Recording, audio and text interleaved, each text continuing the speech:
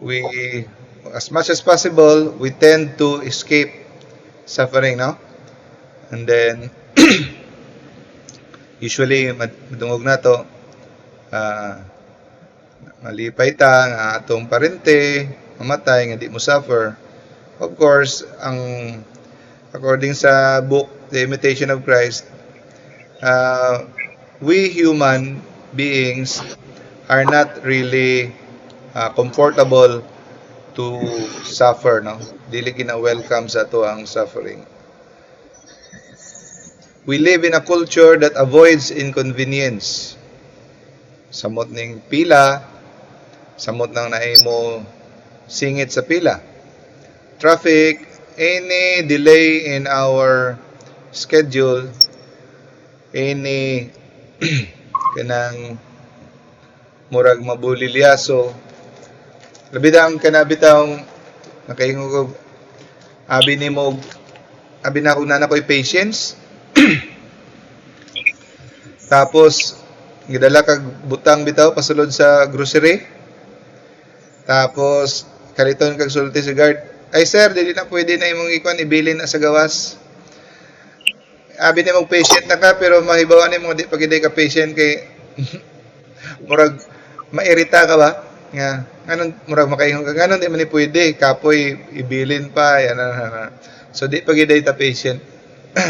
So inconvenient, no? Sulod na ka sa grocery, gidala ka og putos nga nay pagkaon bitaw. Ako tong dala siupaw. Harangon ka, ay ibilin sa na dito sa gawas. Ma-irritate ka. Makarealize ka nga hindi pagiday ko patient. Okay. So, we live in a culture that shuns interruptions. Any inconvenience, no? We hate it. The less we suffer, the happier we will be. Muna sa ato we are already programmed in our mind, the less we suffer. Sometimes kung naakitay kaila, makasingit ta sa traffic, sa pila, makapabor, we always get that opportunity. Because in our mind, it's always the less we suffer, the happier we will be. So, siyempre, sa may dili gusto mag-upgrade from economy class to business class, no? So, we always want the luxury, the comfort of our of our body, no? Like massages. Yet, in the writings of the saints, we find an entirely different reality. So that is why it's always good to read the lives of the saints, to read the Word of God, the writings, the teaching of the church, no? Especially the lives of the saints. Because doon natin makita, it's very stark difference from the mindset that we are programmed. Actually, it is precisely in suffering that strengthens us and humbles us. In suffering for the saints, there is power. In suffering, there is power. But suffering per se, suffering not united to the passion of Christ, to the cross of Christ, no? Suffering in itself is evil. But suffering united to the sufferings of Christ, united to the cross of Christ, there is power. No? So, ang suffering is meaningless, unbearable, if it is not united with Christ. Okay? Suffering forges us into saints. This is the picture of Saint Sebastian. This is the picture of Saint Padre Pio. His every day he suffers, Jesus chose to share to him his wounds, no? Wounds in his hands, stigmata. And kaning wound is very, very painful. Padre Pio is suffering with this. Manang insulting Jesus shares his cross, biggest share of the cross, to his best friends.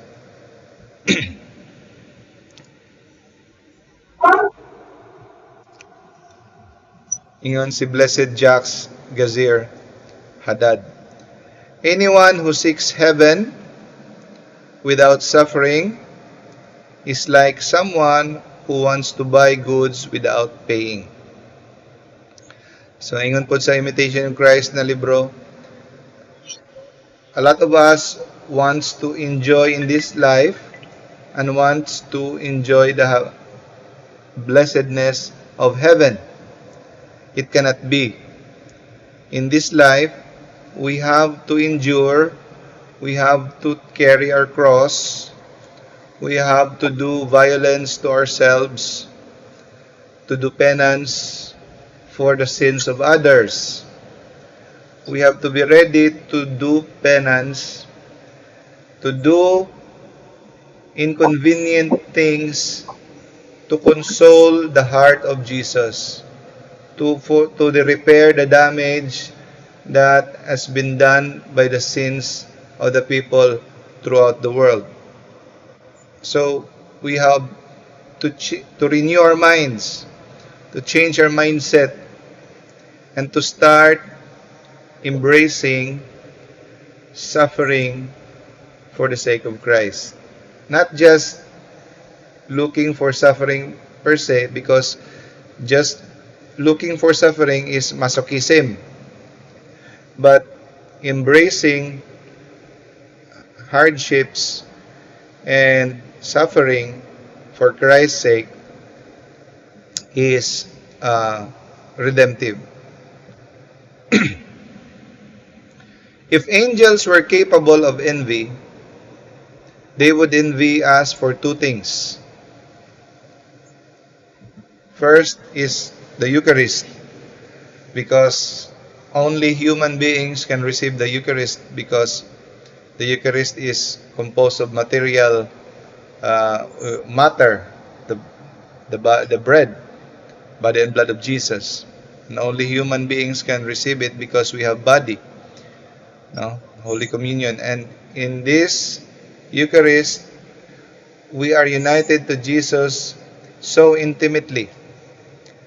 He goes inside of us, in our very body and our soul. No? So, if angels are capable of envy, that is one thing that they will envy. The second thing is suffering. So why would angels envy us for our suffering? Because angels cannot experience suffering. Only people can experience suffering. And in suffering, there is power. In suffering, united with Christ, there is merit, there is transformative power.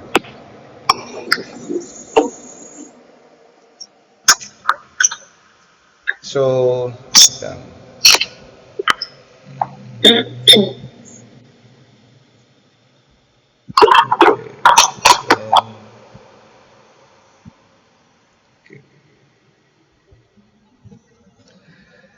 in fact, the saints teach us that suffering is of such great merit. I repeat, suffering is of such great merit that it is greater than the external works such as preaching, writing, or even working miracles.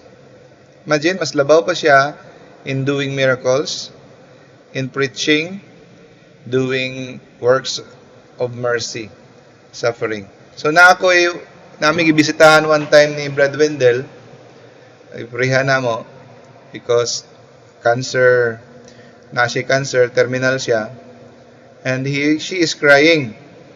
Ngayon siya, Brad, iprihi ko ba nga maayo ko, Brad, kay katikista man ko.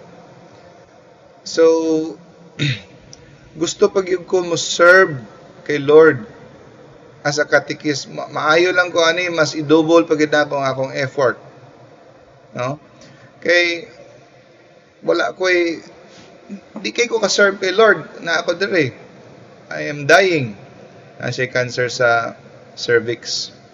She already passed away. God bless her soul. Pero ang kasagaran scenario, mao na. We think that we are useless when we are suffering with our sickness. Pero actually, it's not the case. When we are suffering, actually, it's part of our uniformity with the will of God, is we unite our will with His will. His will for you at that moment, everything that comes to, tanan nga mo abot sa ato ang kinabuhi, everything that comes to us comes from the hand of God. Whether adversity, whether prosperity, everything that happens to our lives does not happen by chance. It is a matter of the faith. Now, it is the teaching of the church that everything that comes from to us is divine providence. Whether sickness, tragedy, robbery, anything. No? Nothing happens by chance. It is with the will of God. So if your attitude is, if you allow that to happen, Lord, then I will accept it. It is your will, then you have a purpose. Your will is my will. So the will of God, in that moment, for example, if you are sick, is to be sick. And if you accept that, praising God that He allows you, let your will be done in me, God will be so much pleased. If you accept His will in adversity. Mas dako ang merit kung we accept His will in adversity than accept His will during prosperity. Because evil people can easily accept the will of God in prosperity. It only takes a saint to accept the will of God in times of adversity. So why would we choose to preach, to do catechism, to do these things, if the will of God for you at that moment is to be sick? So, di pa kayo nato na masabtan kung dili nato ma-take up the uniformity with the will of God. We'll be taking up 2 weeks from now. The defining moment of redemption for humanity was not when our Lord healed the sick. So, it is not the defining moment. That is not the highest point of the redemption.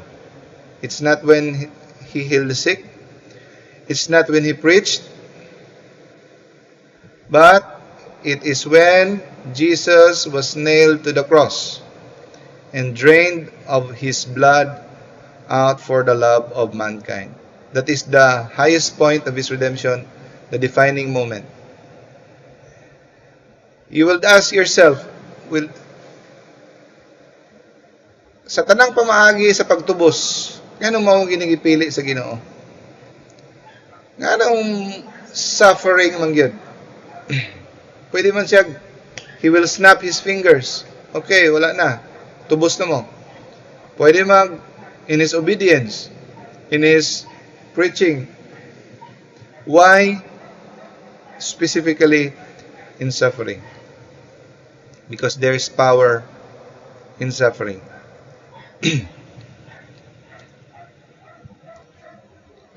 We see that there is no greater measure of our love than our willingness to follow in the footsteps of our Redeemer.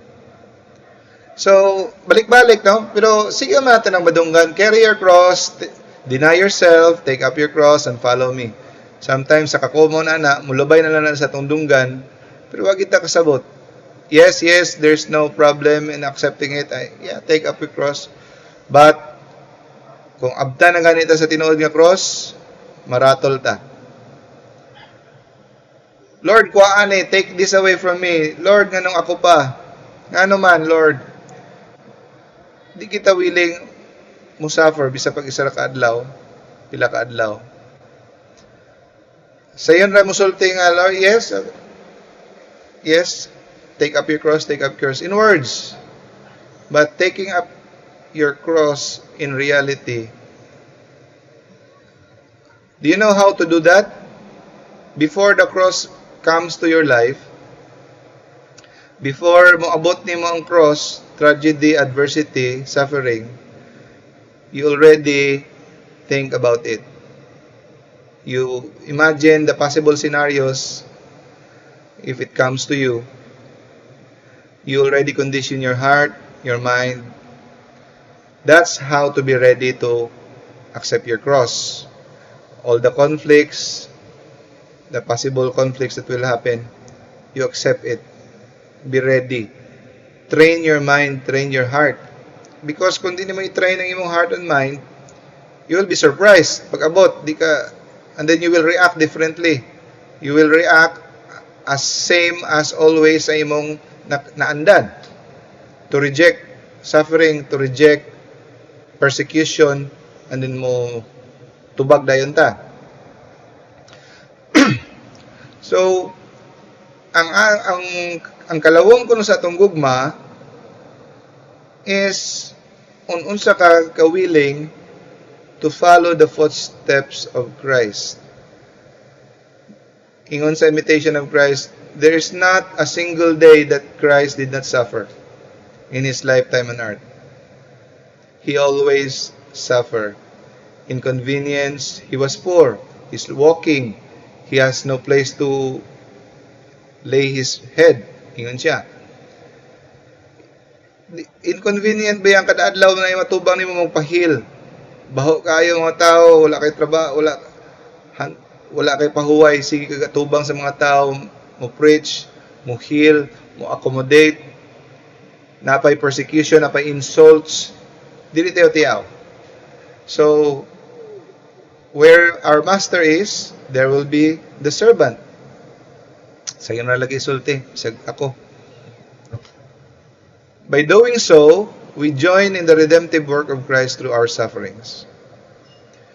Wala man tanang ingon nga, Lord, tagay ko cancer. Wala man tanang ingon nga, tagay ko problem, tagay ko kwan. But, whenever suffering comes to us, don't waste any suffering. Embrace it, offer it to the Lord, unite it to the Lord. The purpose of your suffering is to detach you from this world, to make you not at home to this world, to offer it for the conversion of sinners, for the reparation of the damage, to console the heart of Jesus and Mary for the sins of the wickedness of the world. No?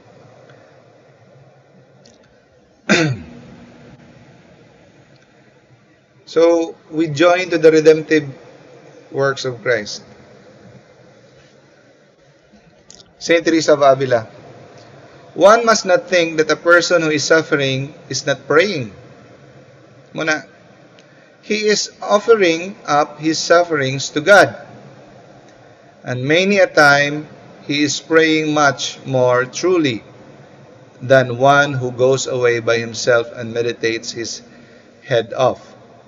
And if he has squeezed out a few tears, thinks that is prayer. So, ang prayer ko sa mga tao nga nag-suffer who is sick, is much more powerful than those who are not sick. The most beautiful creed is one that we pronounce in the hour of darkness. Lami man mo pray kung ano, lami i-pray kung wala tay sakit. When everything is there, niabot imong package, niabot ang imong lami ang feeling. So lively to pray and everything. But sakit atong ngipon,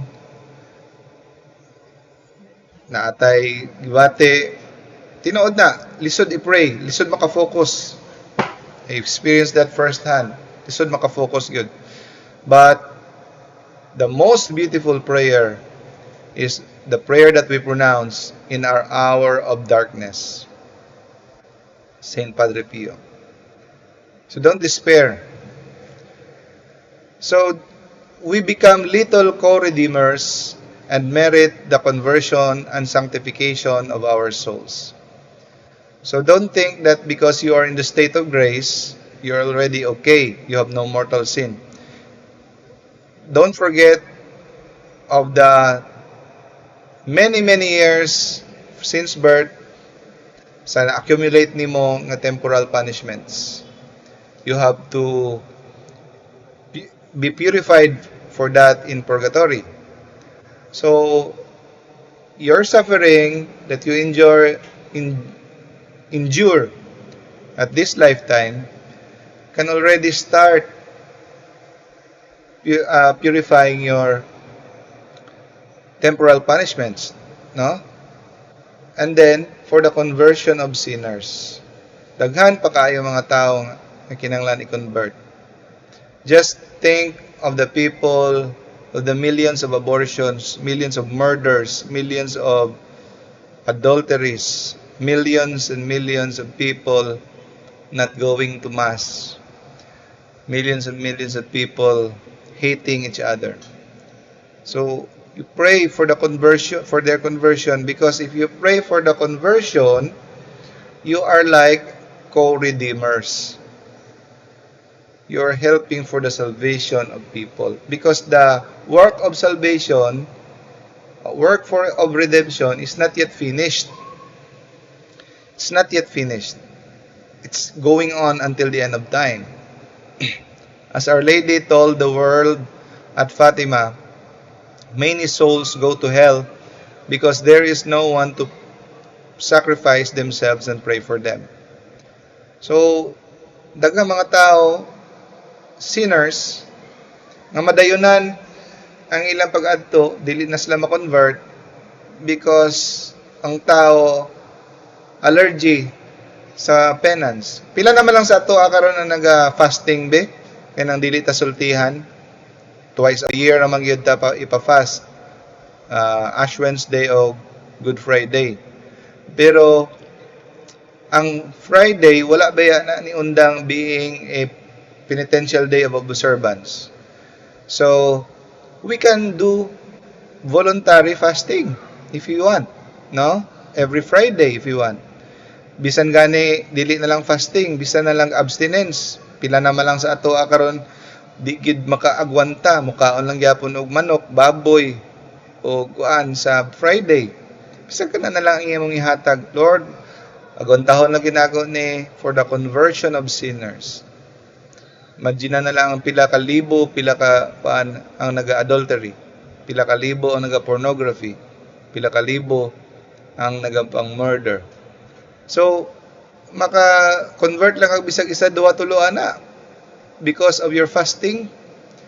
Unsa pa imong penance, dungagan ni paborito ni mo mukaog chocolate, di lang ko mukaog chocolate every Friday, no? Because there is no one to sacrifice themselves and pray for them. Okay. God does not desire us to suffer, okay? So when I said earlier nga everything comes from the hand of God, He wills it, even adversity. Okay. Kung gialaw man gid niya nga magkasakit ka, gialaw man gid niya nga mamatyan ka, matulis ka, mailad ka, unsa pa na diha, it is not his desire.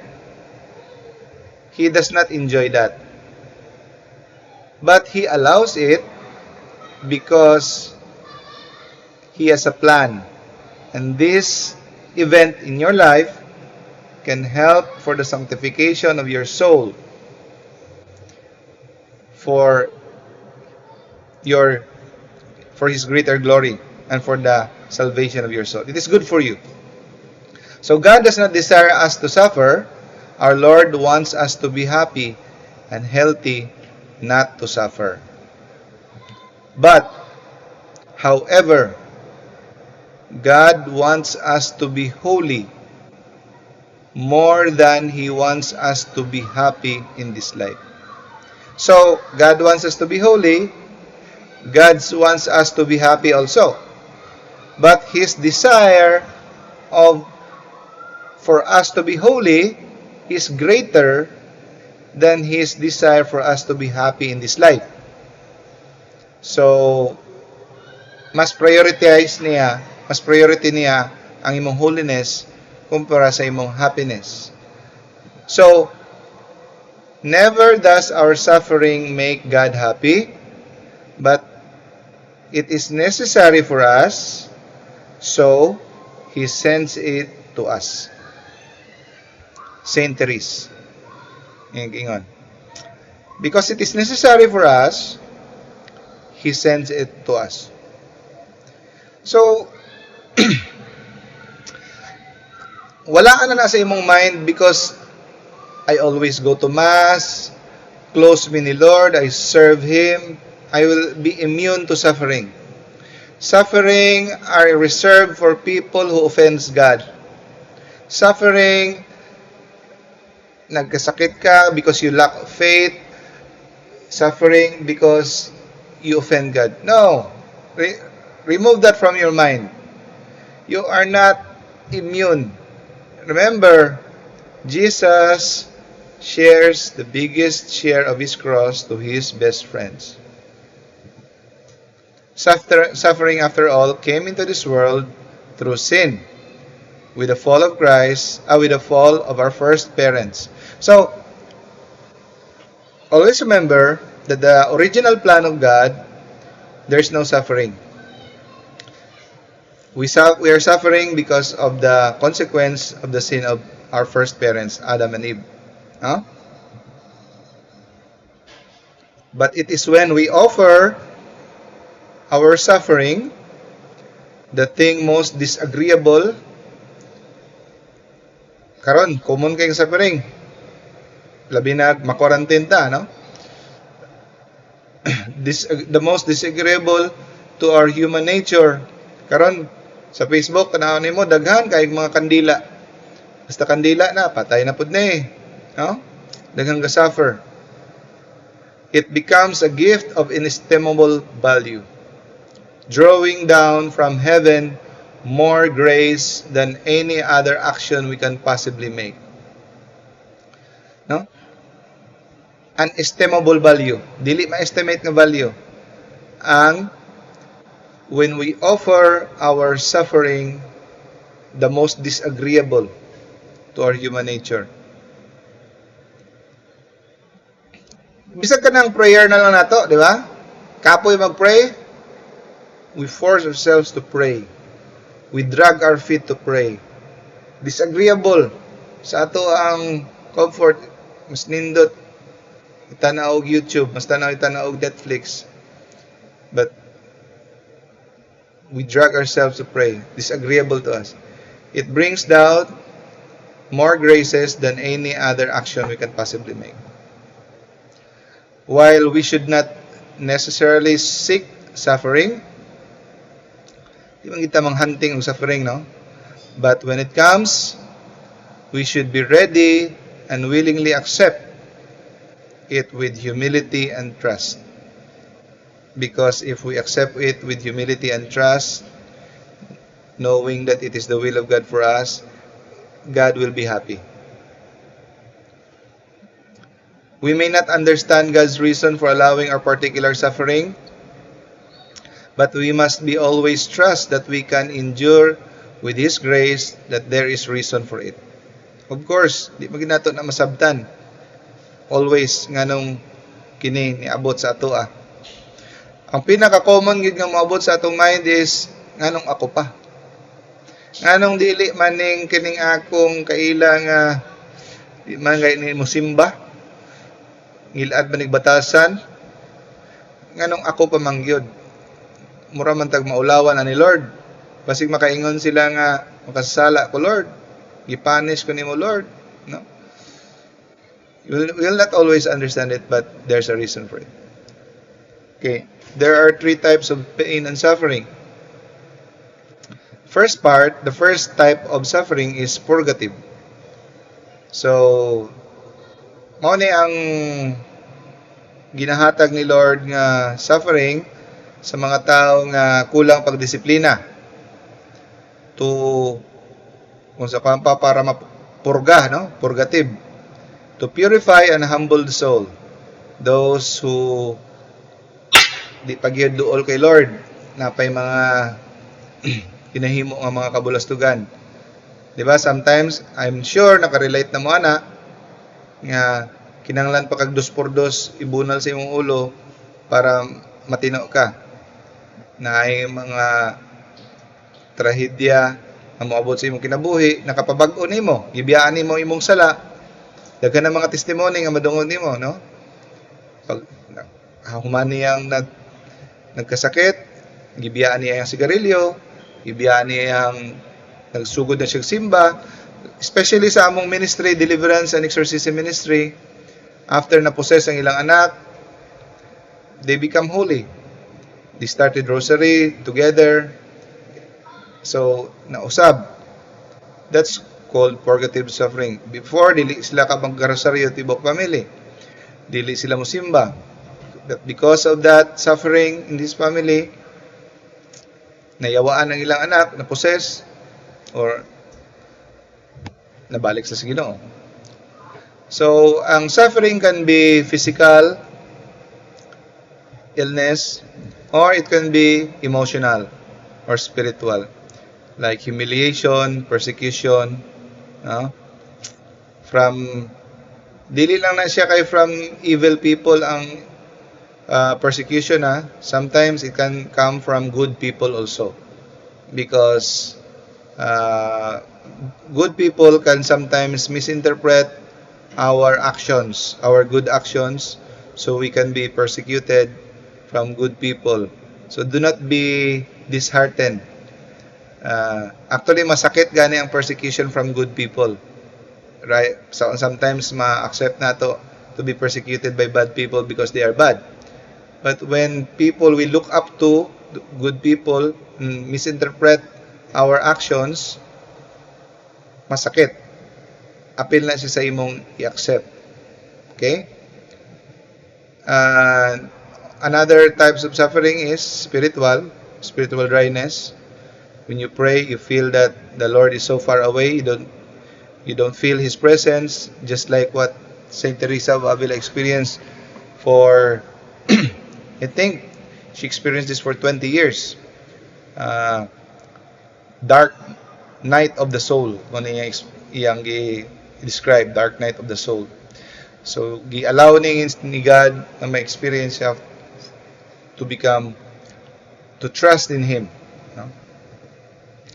Purgative way is the first step and foremost necessary towards union with our Lord, because it helps divest from the soul the old man from pride, avarice, lust, and worldly detachments. So, muna first step, purgative, disiplina. Okay, sa Ginoo, kung nalayo-layo na ka. Second type of suffering is unitive. Pareho sa na-experience ni Holy Job, si Job. That is why, be careful to judge. Nga kining imong kaila, nagka-cancer, nagkasakit, nagka-COVID, makasasala na siya. Because mao po na ang gisulti sa iyang mga amigo ni Job sa iya. sa iyang asawa. Confess na lang, God. Admit it. You've sinned against the Lord. That's why you're experiencing this. Not all suffering is purgative. Maybe that person is experiencing unitive. Okay? But kung maabot sa imuha, ang suffering, do not also presume automatic that it is unitive, because maybe it is still purgative, because naday kay sin nga wala nimo nakita. Just be humble, accept it, and ask the Lord, what are you trying to say to me, Lord? What will I do with this suffering? So unitive is the purification enables the soul to be united with God, making it an image of Himself, to be as a little Christ on earth. So, sa mga tao nga nag-serve na kay Lord, buutan na, pero nag-suffer gyapon, the purpose of this, to make them more resemble the image of Christ, to be united more with God. Parehas kay Job. He is holy already, he is already a good person, but still, i-allow ni God to become more great. To become... Si Saint Teresa of Avila, one time, gahilantan, and then, nagsakay siya sa carriage, sa kabayo, natangtangi sa kaligid, nalabay siya sa kalapukan, nga taas kay ang hilanat, niya gaulan pag yun. Nagkalapok siya, gihilantan, taas iyang hilanat. Nakaingon siya, if this is how you treat your friends, O Lord, no wonder you have so few. Kaingon siya, no? So, yan na, good. Because Jesus shares His cross to His best friend. So, pareho sa usa ka steel, in order na ma-mold siya, it has to be heated. No? It has to be heated to be forged into the instrument that God wants you to be. Ingon si St. Augustine, let us understand that God is a physician, and that suffering is a medicine for salvation, not a punishment for damnation. The third type of suffering is redemptive. Redemptive suffering is the highest form of suffering because it is directed not inward towards the soul. Dili na siya parang nga mahimo kang holy o samot. It is now for the sanctification of others. For others na. So, muna ni ang gina-experience sa mga saints na gyud. Sila ni Saint Padre Pio, Saint Francis of Assisi, Saint Rose of Lima, Saint Jean Vianney. They are victim souls. They are persecuted by the devil, kulataon sa devil, stigmata. They experience wounds of Christ. Muna. It is for the salvation and sanctification of others. So, they allow themselves to be the victim souls. No? This suffering brings the greatest joy to holy souls. So, kini nga mga holy souls, ang ginatagaan na ni, kato ng mga grabe na gid ka holy. Because it already brings joy to them. Because it most resembles the suffering of our crucified Lord. So, any form of suffering, no matter how small, has the potential to take on a redemptive character. So, bisag unsa kagamay di ay, you can offer it to the Lord. Ang imong hilanat, sipon, allergy, sakit tiyan, kalibanga, no? It has a redemptive character if you offer it to the Lord with trust and hope and humility. Saint Teresa says that even a toothache can be offered for the conversion of sinners.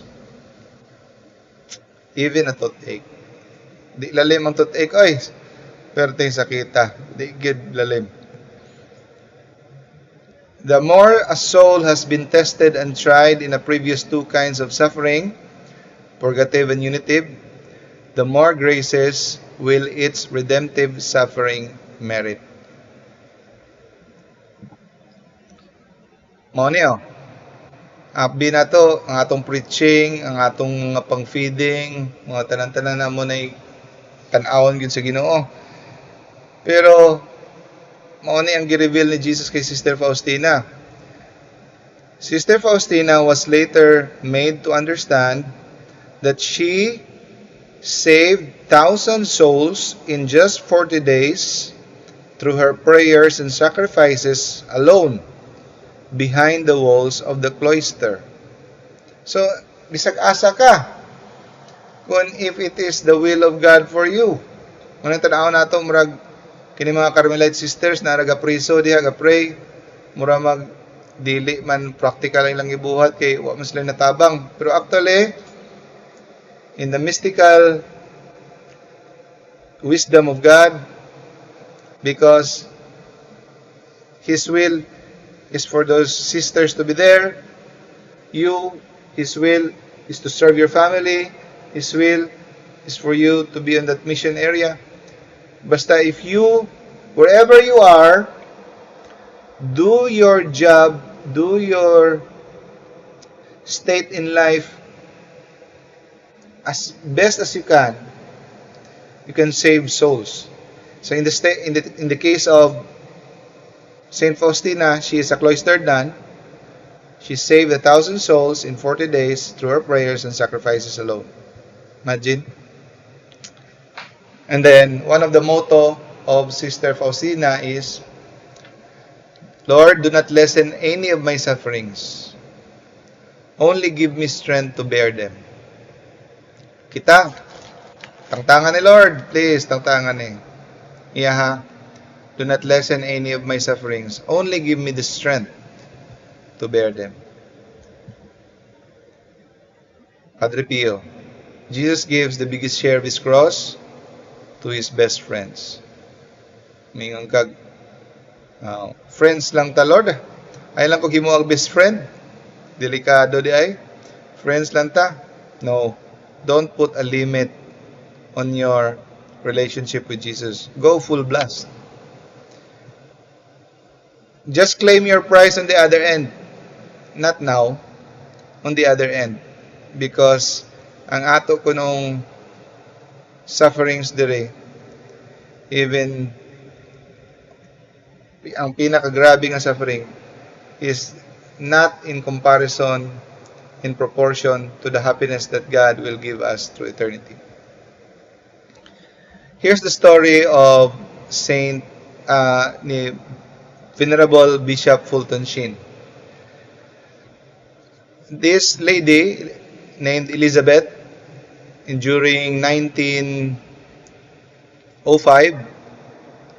nakaminyo siya og usa ka tawo nga atheist, a doctor, medical doctor, Dr. Felix Lesure.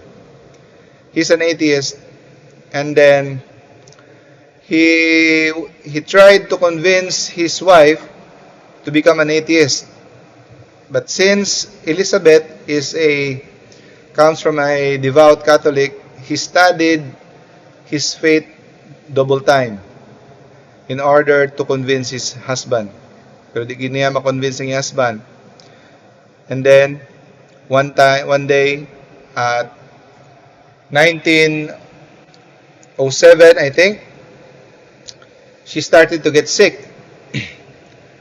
And then her health deteriorated until in her deathbed at 1914 deathbed, she said, I asked the Lord, when I die, when I die, my dear husband, you will become a Catholic. You will become a Catholic when I die. You will go back to the Lord and you will become a Catholic. And yun si Dr. Felix Lesure, no, my dear, that is impossible. You know my sentiments. I hate God, and I vow my hatred of God till the end. I don't believe in God. So, and then she died after a few days. And then, sa nagapanghipo siya sa iyahang mga things sa iyang asawa, nakita niya ang usa ka letter. In this letter, 1905. In 1905, ingon siya sa iyang diary, I ask Almighty God to send me sufficient sufferings to purchase your soul. Diary ni sa iyang wife. And on that day that I die, the price will have been paid. Greater love than this no woman has, that she who lay down her life for her husband. Ngunit sulti ni Bishop Fulton Sheen. Iyahan na ning statement ng greater love than this no man. Kung sa part sa iyang diary nga, on that day that I die, the price will have been paid. So she asked that God will send her sufficient suffering to buy the soul of his husband. So that he will be saved. Nga na niya kahinugugma ang iyahang husband. That she asked for suffering. Father John Hardon once wrote, we love God only in the measure that we are willing to suffer. So, unsa nahitabo? One day, disregard lang to ni Dr. Leshore. He went to Lourdes in order to write against Lourdes, against the miracle of Lourdes, because he is an atheist. But a strange phenomenon happened that he cannot describe. He felt the immense power of God transforming him in front of the Lourdes. That at an instant, na-receive niya ang understanding about God, and right there and then, he converted. And, not just he converted, he became a priest. And, Bishop Fulton Sheen attended a retreat for 4 weeks every Saturday under this priest, Father Felix Leshore. So sa iyang retreat, iyang istorya ang iyang kinabuhi. So na-under pa niya si Bishop Fulton Sheen. The power of suffering. No? We love God only in the measure that we are willing to suffer. Again, we love God. The degree of our love is measured in the degree we are willing to suffer. Acts chapter 5 verse 41. So, ang mga apostles, they were beaten, no? They were beaten by the order of the Sanhedrin, the Pharisees. They were beaten because they were preaching the word of God. After they were beaten, the apostles left the Sanhedrin. They rejoicing because they had been counted worthy of suffering disgrace for the name of Christ. Kuya ang attitude, no? After nakakikulata, you were beaten, instead of crying, they rejoice because they have been counted worthy. Para sa ina, sa tuwa, lahi man natong kalipay, oh, I have been found worthy to share in your dinner sa isa ka senator, sa usa ka congressman. But here ilaha, malipay pa noon sila mo suffer because when we suffer you have been found worthy to share in the suffering of Christ. Kuyawa ang mentality, no? Acts chapter 22, strengthening and establishing the hearts of the disciple, encouraging them remain in the faith, saying, it is through many tribulations and hardships that we must enter the kingdom of God. So don't forget this, my brothers and sisters. It is through many tribulations and hardships that we must enter heaven. That is the principle. No other way.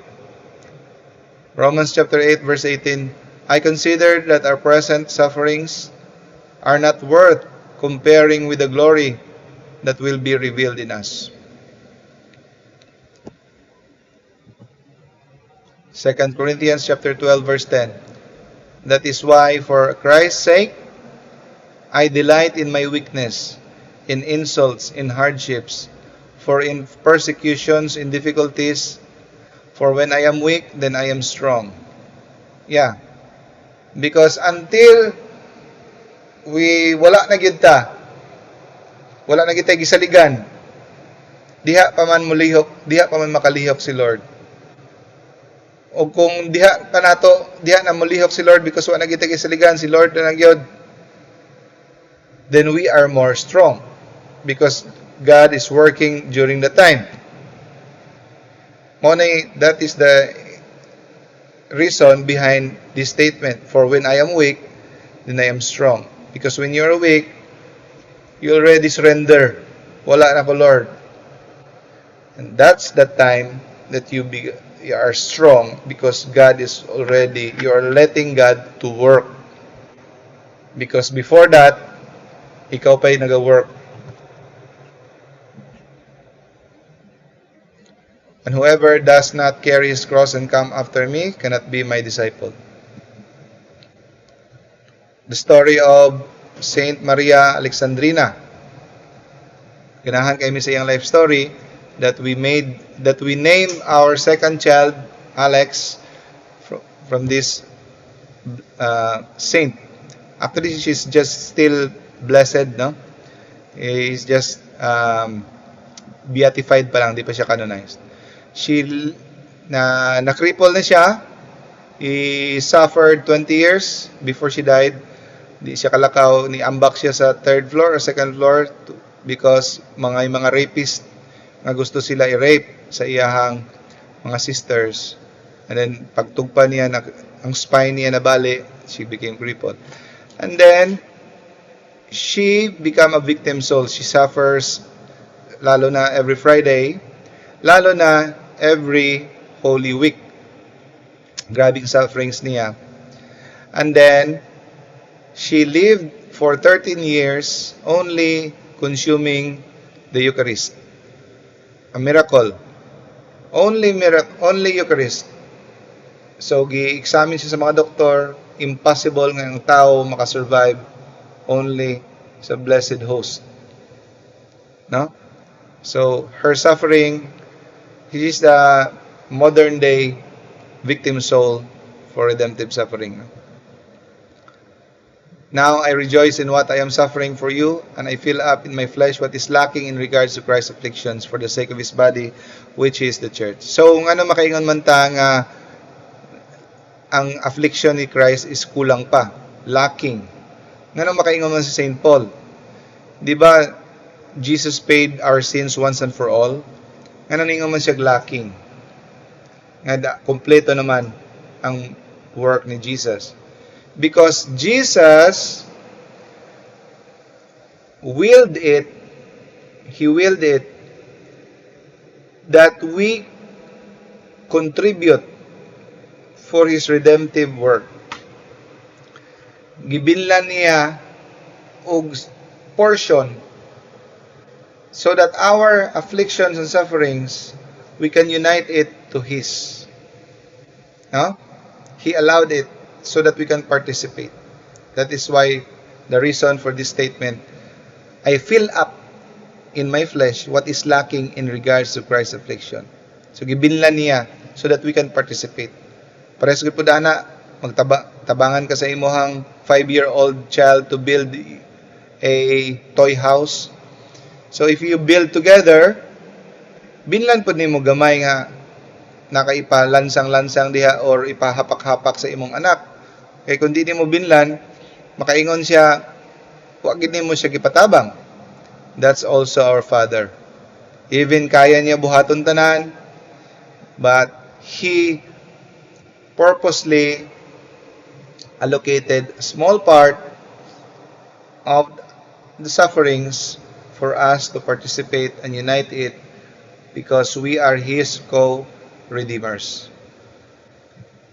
So we, as non-ministerial priesthood, all we can offer is our praise, worship, joys, and sufferings. Our suffering sacrifices build up the body of Christ if they are joined to His sufferings. No?